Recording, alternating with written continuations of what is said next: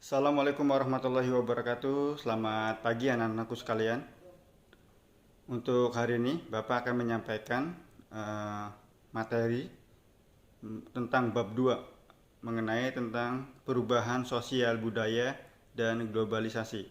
Perhatikan materi yang Bapak Kita sampaikan. akan mencoba mengingat kembali Indonesia dari masa ke masa. Yang pertama ini adalah gambar masyarakat Indonesia, rakyat Indonesia waktu dulu masih dijajah oleh Belanda begitu. Masyarakat waktu itu disuruh gitu ya, dipaksa untuk kemudian melakukan kerja paksa atau kemudian kerja rodi, tanam paksa supaya kemudian mereka membangun fasilitas umum seperti jembatan, jalan raya, kemudian benteng dan lain sebagainya tanpa dibayar, kemudian banyak korban jiwa tentunya. Selanjutnya gambar yang kedua adalah gambar Soekarno dan Hatta yang sedang membaca teks proklamasi. Kemudian selanjutnya gambar Jakarta saat ini,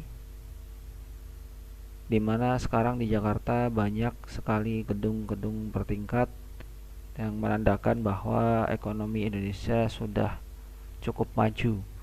Selanjutnya gambar tentang demonstrasi mahasiswa di gedung DPR MPR pada tahun 1998. Nah, dari keempat gambar ini kita bisa melihat bahwa Indonesia sudah mengalami perubahan, baik perubahan sosial maupun perubahan budaya, di mana kemudian tadinya Indonesia pernah dijajah, kemudian menyampaikan kemerdekaan, kemudian ekonominya maju, bahkan sekarang iklim demokrasi atau penyampaian atau pengemukakan pendapat di hadapan umum sudah dilindungi oleh undang-undang begitu.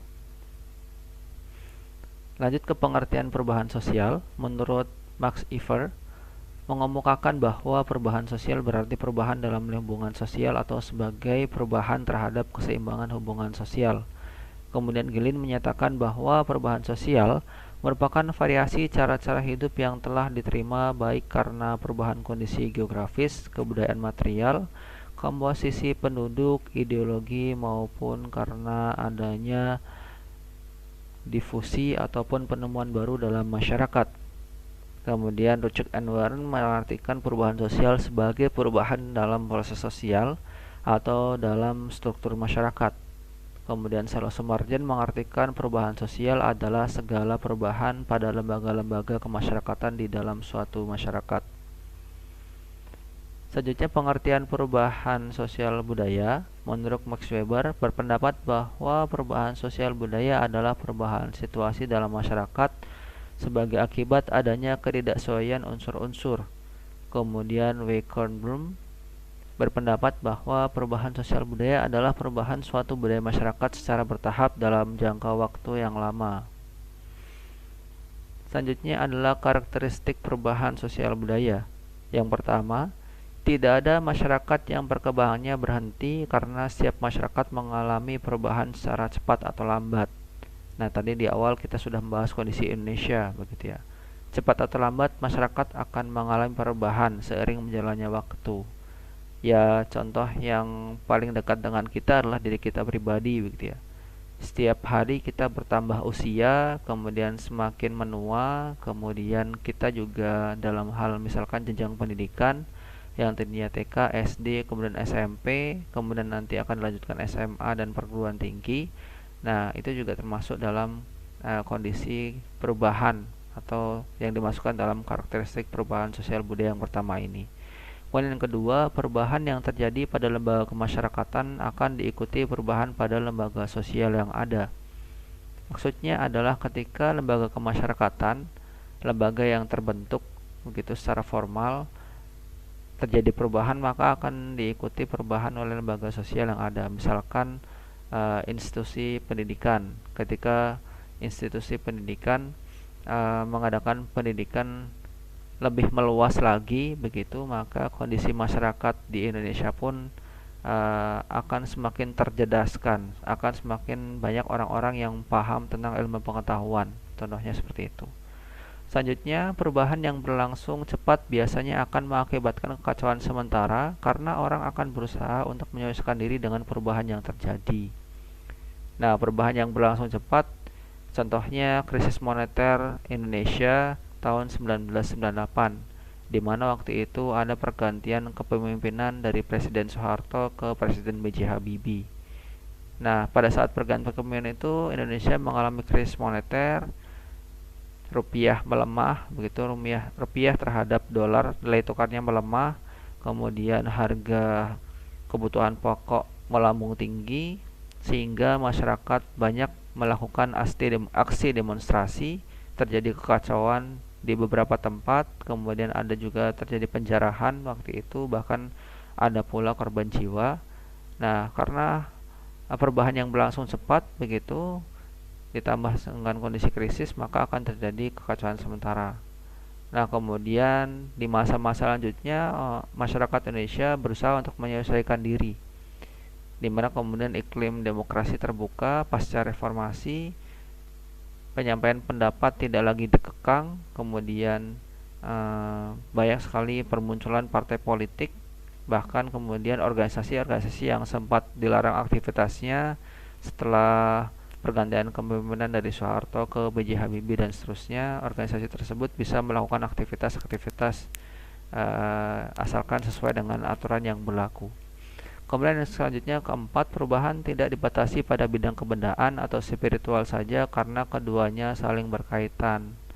Nah, biasanya perubahan sosial budaya memang akan terjadi secara selaras begitu ya, secara seimbang, secara berdampingan antara kebendaan dengan spiritual.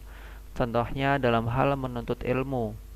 Dulu di zaman alim ulama begitu, menuntut ilmu pasti akan menuntut ilmu ke negeri seberang atau ke negara lain. Misalkan Imam Syafi'i begitu ya, pernah menuntut ilmu di sekitaran Mesir begitu, kemudian sempat juga di Madinah begitu. Nah, dalam kurun waktu tersebut para alim ulama menuntut ilmu sampai jauh begitu, kemudian mengorbankan waktu, harta benda yang tidak sedikit, akan tetapi memang mendapatkan ilmu pengetahuan yang bisa diingat sepanjang hidupnya, bahkan sepanjang masa waktu itu. Nah, beda dengan kondisi sekarang, ilmu pengetahuan sekarang bisa diakses dari genggaman tangan kita, dari handphone kita, dari laptop kita, begitu ya. Akan tetapi pengetahuan yang kita dapat tidak mampu kita serap dengan baik, sehingga akhirnya kita hanya tahu sedikit dan bahkan banyak sekali perdebatan yang tidak penting, sehingga ilmu pengetahuan tidak mengalami penyerapan secara signifikan dalam diri kita masing-masing. Nah, dari contoh tersebut bisa dibedakan bahwa perubahan zaman, perubahan teknologi begitu ya, juga berpengaruh dalam perubahan spiritual. Kalau tadi contohnya dalam hal penyerapan ilmu pengetahuan begitu ya, terjadi perbedaan karena beda zaman, beda fasilitas, beda peralatan, sehingga hasilnya pun berbeda, kurang lebih seperti itu. Selanjutnya, bentuk-bentuk perubahan sosial budaya. Yang pertama, perubahan dilihat dari waktunya. Yang pertama adalah perubahan evolusi, adalah perubahan sosial yang terjadi secara lambat dan dalam waktu yang cukup lama. Contoh perubahan pada sistem transportasi dan sistem perbankan. Nah, di samping ini saya menampilkan gambar kereta api. Yang pertama ini kereta api yang penuh dengan penumpang. Bahkan penumpangnya ini sampai di atas gerbong kereta api. Ini memang bukan foto di Indonesia, ini foto dari India begitu. Akan tetapi memang Indonesia juga pernah mengalami masa-masa seperti ini. Bahkan waktu saya dulu kuliah tahun 2010, saya masih mengalami bahwa naik kereta api itu bisa beli tiket berdiri, bukan maksudnya tiket yang tidak ada kursinya tahun 2010, sekitar tahun 2010 ke belakang sana begitu ya. Akhirnya saya beli tiket tersebut dan saya naik kereta di antara gerbong kereta, bayangkan, bahkan berjubel. banyak orang yang duduk lesehan di gerbong kereta, bahkan antar gerbong, bahkan juga waktu itu masih ada pedagang asongan yang menjajakan tisu, kacang-kacangan, permen, kemudian buku-buku tipis, kemudian ada juga jualan rokok dan lain sebagainya waktu itu. Nah, beda sekarang, transportasi kereta api Indonesia sekarang sudah membaik, fasilitasnya sudah bagus, keretanya sudah bagus, kemudian sudah tidak ada lagi pedagang asongan di dalam kereta, sudah tidak ada lagi tiket berdiri, begitu, karcis berdiri, sehingga sekarang lebih tertib, bahkan hampir semua kereta sekarang sudah ada AC-nya. AC-nya sudah bisa dirasakan, tidak seperti dulu. Nah, itu contoh dari perubahan sistem transportasi. Selanjutnya, perubahan revolusi adalah perubahan yang terjadi secara cepat. Contohnya revolusi industri di Inggris. Terjadi pada proses produksi yang awalnya tanpa mesin berubah menggunakan mesin. Nah, bahkan kalau sekarang revolusi industri ini sudah masuk ke tahap keempat ya. Dalam contoh tadi tahap ke-1 begitu ya. Gimana tenaga manusia digantikan dengan tenaga mesin atau mekanik, kemudian menggunakan tenaga air. Nah, kemudian masuk ke industri kedua, masuk ke dalam masa produksi massal. Kemudian menggunakan alat-alat itu menggunakan listrik. Industri ketiga menggunakan komputerisasi dan otomasi. Nah, sekarang industri keempat menggunakan sistem cyber atau sinyal atau jaringan begitu ya. Jadi tidak menggunakan kabel-kabel lagi, tidak menggunakan perangkat besi lagi, tapi hanya menggunakan jaringan, menggunakan sinyal, sehingga revolusi industri ini semakin tahun sampai hari ini ya terus berjalan seiring berjalannya waktu. Dan memang kadang ada beberapa fase yang sifatnya perubahannya cepat begitu.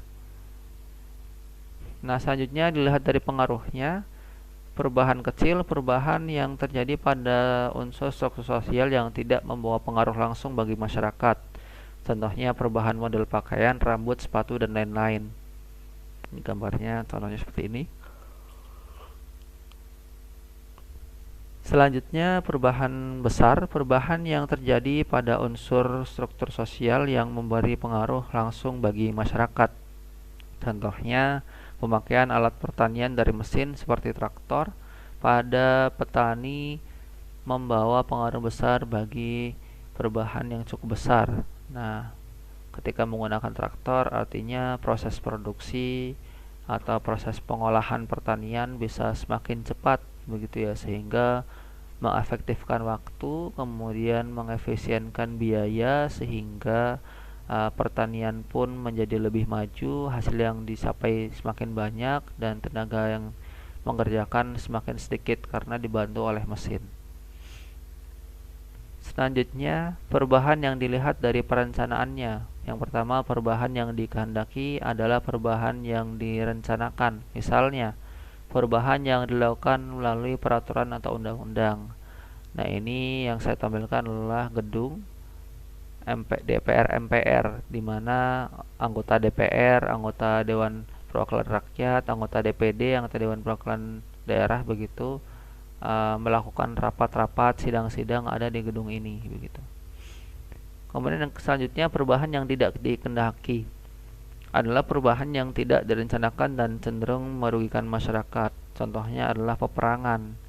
Nah, peperangan ini memang di beberapa negara saat ini masih terjadi, misalkan seperti di Palestina yang berkonflik dengan Israel, karena Israel ini mengklaim bahwa mereka mendirikan negara di sana secara legal begitu. Akan tapi Palestina tidak menerima itu karena memang Israel melakukan penjajahan di Palestina. Nah, contohnya seperti itu. Selanjutnya, penyebab terjadinya perubahan sosial budaya. Yang pertama, perubahan dari dalam masyarakat. Yang pertama, perubahan penduduk. Kemudian selanjutnya, pemberontakan atau revolusi. Selanjutnya, peranan nilai yang diubah. Kemudian selanjutnya, peran tokoh karismatik. Dan yang selanjutnya, penemuan baru. Kemudian yang kedua, perubahan dari luar masyarakat. Ada pengaruh lingkungan alam, kemudian kebudayaan masyarakat lain, dan peperangan.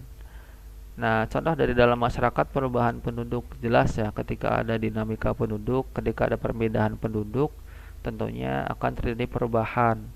Misalkan penduduk yang tadinya jumlahnya sedikit, karena terdapat fasilitas yang memadai di kota-kota besar misalkan, kemudian masyarakat dari kota-kota lainnya yang fasilitasnya kurang mencoba untuk berpindah tempat tinggal ke kota yang fasilitasnya lebih lengkap, sehingga terjadilah perubahan penduduk yang kemudian terjadilah perubahan sosial budaya mengikuti begitu ya. Selanjutnya pemberontakan atau revolusi. Nah, revolusi ini contohnya ada Arab Spring. Arab Spring itu sekitar tahun 2010, awalnya di Mesir. Revolusi ini menggunakan sosial media. Ada Twitter, Facebook waktu itu. Nah, di sana menggunakan Twitter untuk mengkoordinasi masyarakat, untuk menggerakkan masyarakat sehingga mampu menggulingkan pemerintahan di sana. Waktu itu presidennya adalah Husni Mubarak begitu ya. Digulingkan oleh masyarakat, kemudian diadakan pemilu lagi. Dengan waktu itu presidennya adalah Muhammad Mursi. Akan tetapi memang karena Mesir itu kondisi politiknya tidak stabil, sehingga dikudeta lagi oleh militer yang sekarang presidennya adalah Jenderal Asisi begitu ya. Nah, itulah kondisi perpolitikan di Timur Tengah kurang lebih seperti itu. Hanya peranan nilai yang diubah. Nah, peranan yang diubah ini biasanya dari dalam masyarakat, ada tata aturan, ada tata laku, tata sopan santun begitu ya. Ketika ada perubahan nilainya, tentunya perubahan sosial juga akan mengikuti begitu. Selanjutnya peran tokoh karismatik. Nah, tokoh karismatik ini ketika memberikan statement, pernyataan, tentunya akan didengarkan oleh masyarakat yang mengaguminya begitu, sehingga mampu menggerakkan masyarakat. Misalkan untuk hal kebaikan, ya tentunya akan membuat masyarakat menjadi baik. Ya, ketika dalam hal keburukan, ya masyarakat akan menjadi semakin buruk. Contohnya seperti itu. Selanjutnya adalah penemuan baru. Penemuan baru ini bisa jadi kita kenal bahasanya penemuan teknologi begitu ya. Misalkan handphone. Ketika tadinya kita belum punya handphone, kita komunikasi dengan saudara kita, dengan teman-teman kita ya hanya tatap muka, ataupun mungkin misalkan hanya surat menyurat begitu ya. Akan tetapi menjadi berbeda ketika handphone sudah dimiliki oleh hampir setiap individu masyarakat begitu, sehingga dalam hal berkomunikasi tentunya polanya akan berubah dengan adanya penemuan teknologi tersebut. Contohnya seperti itu. Selanjutnya perubahan dari luar masyarakat adalah pengaruh lingkungan alam. Nah, ketika perubahan cuaca, kemudian adanya perubahan iklim begitu ya, ini akan mengakibatkan perubahan. Selanjutnya kebudayaan masyarakat lain. Nah, kebudayaan masyarakat lain tentunya ya ini juga akan mengakibatkan perubahan sosial budaya. Misalkan ada budaya yang datang dari Amerika Serikat. Ada budaya Amerika Serikat itu memakai celana jeans, atau kemudian memakan makanan junk food, ada burger, ada french fries atau kentang goreng, atau kemudian makanan-makanan lain misalkan fried chicken begitu ya. Yang memang awalnya asli dari Amerika kemudian berkembang ke Indonesia karena dibawa oleh masyarakat Amerika dengan pengaruh globalisasi begitu ya. Selanjutnya adalah peperangan. Nah, peperangan ini jelas akan merubah kondisi sosial budaya. Ya, contohnya dulu ketika negara kita Indonesia dijajah oleh Belanda dan Jepang gitu ya. Ya, tentunya akan terjadi perubahan karena masyarakat merasa tertekan, masyarakat merasa terbebani, bahkan masyarakat dijajah, dipaksa untuk kerja paksa gitu. Jelas akan terjadi perubahan di dalamnya karena masyarakat dari luar begitu. Selanjutnya adalah faktor pendorong perubahan sosial budaya. Yang pertama timbunan kebudayaan atau penemuan baru atau difusi. Selanjutnya perubahan jumlah penduduk. Selanjutnya pertentangan atau konflik. Selanjutnya terjadinya pemberontakan atau revolusi. Kemudian sistem terbuka lapisan masyarakat. Tadi poin 1 dan 4 sudah dijelaskan di slide sebelumnya. Sistem terbuka lapisan masyarakat ini maksudnya adalah masyarakat yang terbuka dengan pemikiran masyarakat luar. Misalkan masyarakat di perkotaan biasanya lebih terbuka pemikirannya begitu ya, sehingga budaya-budaya dari daerah lain bisa masuk lebih mudah, misalkan contohnya seperti itu. Dan selanjutnya sikap menghargai karya seseorang dan keinginan untuk maju atau milenarisme. Nah, ini memang setiap individu yang ingin berubah tentunya harus mempunyai keinginan untuk maju, kemudian menghargai karya seseorang gitu ya. Ketika misalkan dalam hal penemuan, nah emang negara ini untuk hal penemuan ini sifatnya saintis, sifatnya ilmiah, penghargaannya masih sangat kurang. Bahkan ada beberapa penemuan yang ditemukan oleh orang Indonesia karena pemerintah tidak mendukung atau kurang mendukung, sehingga akhirnya penemuan tersebut mau tidak mau ya akhirnya dimanfaatkan oleh negara lain. Selanjutnya keinginan untuk maju ini penting untuk mendorong perubahan sosial budaya, karena ketika kita mempunyai semangat untuk maju, keinginan untuk maju, ya tentunya perubahan juga akan terjadi. Selanjutnya, sistem pendidikan formal yang maju. Nah, semakin maju pendidikan, semakin banyak lembaga pendidikan yang berjalan di negara ini, tentunya perubahan sosial budaya masyarakatnya akan lebih cepat begitu ya, karena akses informasi, orang yang kemudian bisa baca buku, bisa baca huruf begitu, ya tentunya akan semakin bertambah, sehingga perubahan sosial budaya akan semakin cepat. Selanjutnya, orientasi ke depan. Nah, ini penting ketika seorang mempunyai tujuan hidup, tentunya akan mengakibatkan orang tersebut atau kelompok masyarakat ya mempunyai tujuan hidup yang jelas begitu ya, sehingga terjadilah perubahan sosial budaya. Selanjutnya, akulturasi, pertemuan dua kebudayaan yang dari bangsa yang berbeda dan saling mempengaruhi. Proses akulturasi berlangsung lama dan terus-menerus. Proses ini berakibat pada perpaduan kebudayaan sehingga pola budaya semua akan berubah. Nah, contohnya kalau ini dulu pernah diajarkan di kelas 7 ya. Ada yang namanya Masjid Menara Kudus. Nah, itu dulu sejarahnya ada pertemuan budaya antara Islam dan Hindu. Hindu karena dia tidak memakan daging sapi. Jadi kalau di Kudus pun selain ada bangunan masjid, tentunya juga ada makanan khas Kudus, yaitu soto yang menggunakan daging kerbau, bukan daging sapi begitu. Sehingga memang itu soto tersebut dibuat oleh pendakwah di sana waktu itu, oleh dai-dai yang berdakwah di daerah Kudus begitu, supaya kemudian menghindari konflik dengan orang-orang India atau orang-orang yang memeluk agama Hindu begitu waktu itu. Selanjutnya, asimilasi, perpaduan dua kebudayaan yang berbeda secara berangsur-angsur berkembang sehingga memunculkan budaya baru. Nah, ini sifatnya hampir sama begitu, akulturasi dan asimilasi. Bedanya memang asimilasi ini biasanya memunculkan budaya baru yang kemudian bisa jadi memunculkan kelompok masyarakat baru. Selanjutnya, faktor penghambat perubahan sosial budaya. Yang pertama adalah perkembangan ilmu pengetahuan yang terhambat.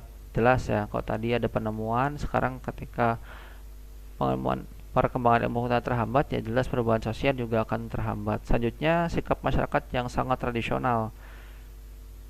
Nah, kalau tadi ada sifat masyarakat yang terbuka begitu ya, dengan pesan dari luar gitu. Nah, sekarang sikap masyarakat sangat tradisional ini bisa diartikan masyarakat yang tertutup, masyarakat yang hanya peduli dengan adat istiadatnya sendiri, atau kemudian masyarakat yang memang hanya mencari kenyamanan, karena ketika ada budaya dari luar, masyarakat tersebut takut untuk menghadapinya. Nah, di zaman sekarang ini kita menjadi manusia begitu, orang-orang yang kemudian harusnya up to date begitu ya, harus terbuka dengan informasi, jangan sampai tertutup dari informasi. Kalau kita tertutup dari informasi, maka perubahan dalam diri kita akan sangat lambat begitu. Selanjutnya, kurangnya hubungan dengan masyarakat lain. Nah, ini masih nyambung dengan poin 2 tadi.